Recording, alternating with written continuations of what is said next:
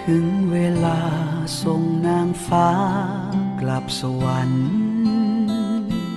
ที่แห่งนั้นงามดังฝันคู่ควรเทพธิดาสู่สวรรค์สู่ยังวิมานที่ปลายขอบฟ้าก้มกราบอำลาด้วยน้ำตาอาลัยท่านลงมาจากบนฟ้า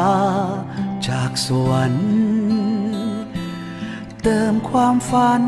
ต่อชีวิตผู้คนทั้งไกลไกล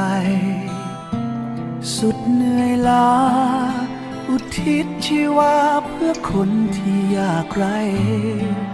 เป็นภาพในใจไม่ลืมทุกอย่างที่ท่านทำจากวันนี้กลับสู่ฟ้าเดิ